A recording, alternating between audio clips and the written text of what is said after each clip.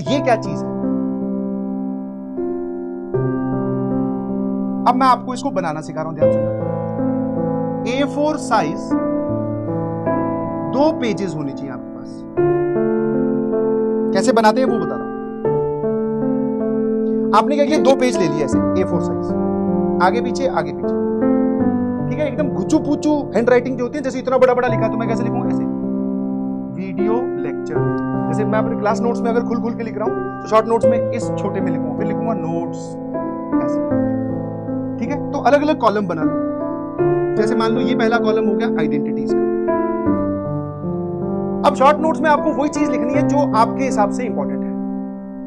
अब short notes में तुम आइडेंटिटी के नाम पे a+b का स्क्वायर लिख ले तो नहीं जाओगे यार। सर ये तो हमें आता है, बट ये आपने हमें क्लास में लिखवाई है, बट हमें नहीं लिखनी। हमें यहां पर सिर्फ वो लिखनी है जो हमें थोड़ी सी परेशान कर सकती है। जैसे हाँ सर, ये वाली चीज एक नई सीखी थी कि a+b+c का स्क्वायर, ये मुझे लगता है कि मैं भूल सकता हूं, तो आइडेंटिटी के नाम पे ये लिखा। फिर सर आपने ये वाली बताई थी, that is a³ + b³ + c³ -3abc बराबर ये वाली चीज। फिर इसमें ये भी बताया था कि ये वाली चीज 0 हो जाए तो सर क्या होता है, वो सारी लिख दी, ठीक है, आइडेंटिटी खत्म। फिर आगे हम सर वेवी का मेथड पे WCM पे। अब ऐसा नहीं है कि WCM के मैंने सारे स्टेप्स लिखवाए आपको यहां पर WCM लिखना, नहीं। आपको क्या करना है, WCM में अगर किसी को डार्क और हॉलो वाला पॉइंट नहीं समझ में आया, थोड़ा डाउट रहता है, डार्क हॉलो लिख लो। डिनोमिनेटर के रूट्स पे हमेशा हॉलो सर्कल आता है, ये बात पता है तो मत लिखो, अदरवाइज लिख लो। हाँ 400BC वाली, हाँ ऐसी बहुत सारी है, मैं सारी पे थोड़ी जाऊंगा, 400BC वाली लिख ली, तुम्हारे हिसाब से इंपॉर्टेंट है। हो सकता है पहले वाले का, अब वही बोलो तुम्हारे हिसाब से, हो सकता है किसी के लिए तो ये भी इंपॉर्टेंट हो, सर मुझे तो ये भी नहीं याद रहती, तो वो इस बात को लिखेगा। कोई बोले सर मुझे तो ये पता है, मत लिख भाई। ये पेज किसी बच्चे के 2 भी हो सकते हैं, किसी बच्चे के शुरू में 4 भी हो सकते हैं, क्योंकि सबकी इंपॉर्टेंस अलग अलग है, सबके सोचने का और याद रखने का तरीका अलग अलग है भाई। कुछ लोग बोले सर मुझे तो 400BC वाली आइडेंटिटी पता है, वो क्यों लिखेगा शॉर्ट नोट्स? जिसको नहीं पता कि मैं भूल सकता हूं सर, मुझे नहीं पता उसमें प्लस कहां आता है माइनस कहां आता है, तो वो लिखेगा। क्या मेरी बात समझ पा रहे हो कि मैं आपको बनाना कैसे सिखा रहा हूं? ये स्टैंडर्ड हो ही नहीं सकते, क्योंकि बच्चे ऐसे बोलते हैं सर आप बना के दे दो। अरे मैं बना के दूंगा तो मेरे हिसाब से हो सकता है मैं तो ये लिखूंगा ही नहीं, मुझे तो आती है भाई, तो मैं कैसे बना दूंगा? फिर सर आप सभी बच्चों के हिसाब से बना के दो, तो उसमें फिर मैं ये भी लिखूंगा, तो वो शॉर्ट नोट्स की जगह वो फिर से लॉन्ग नोट्स हो जाएंगे।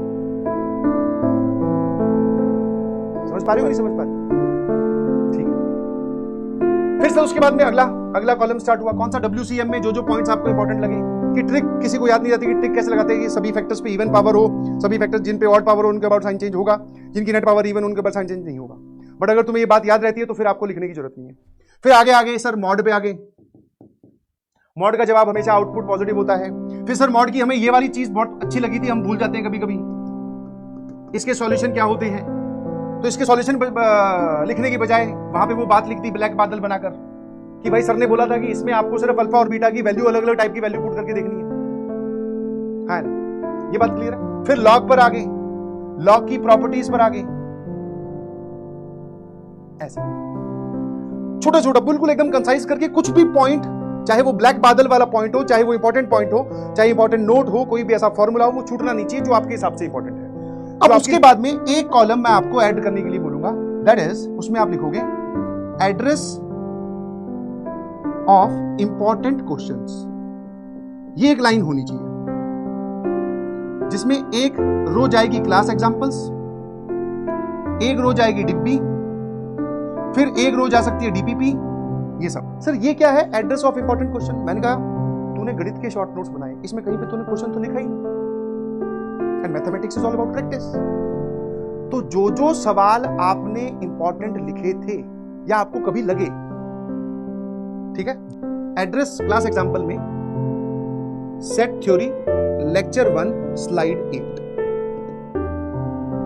पूरा सवाल लिखने की कहां जरूरत है भाई, ये लिख लिया एक एड्रेस कि क्लास में सर आपने ये वाला एग्जांपल करवाया था जो मुझे कम समझ में आया था, एडवांस में जब मैं पेपर देने जाऊंगा, basic mathematics lecture 5 slide 9।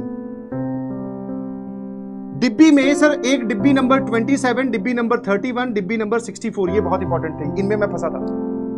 DPP में सर डीपीपी नंबर 5 का क्वेश्चन नंबर 10। कितने लोगों को बात समझ में आई कि इसका क्या फायदा है? इसका फायदा है ना, जो तुम लास्ट मोमेंट पे जब रिवीजन कर रहे होगे बेसिक मैथमेटिक्स